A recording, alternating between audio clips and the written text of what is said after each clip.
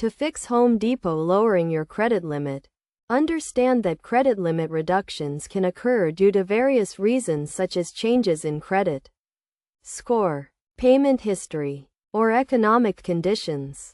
The first step is to review your credit report to ensure there are no errors or negative marks that may have triggered the reduction.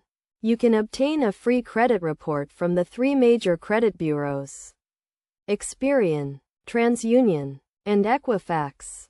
Next, check your payment history with Home Depot to ensure you have made all payments on time. Late payments can negatively affect your credit score and may lead to a credit limit reduction.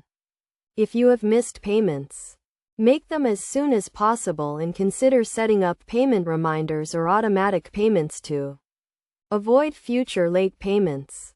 Contact Home Depot customer service to inquire about the reason for the credit limit reduction.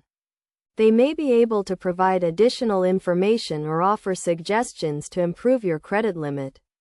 Be prepared to provide your account information and explain your situation. To request a credit limit increase, you can call Home Depot customer service or submit a request online. You will need to provide financial information, such as income and employment status. To support your request, it is essential to have a good payment history and a stable financial situation to increase your chances of approval.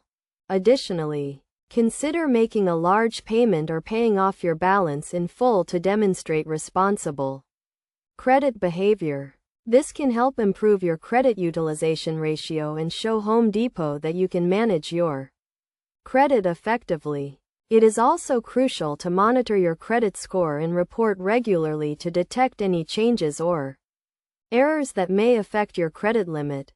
By following these steps and maintaining good credit habits, you can potentially fix the issue of Home Depot lowering your credit limit and improve your overall credit health.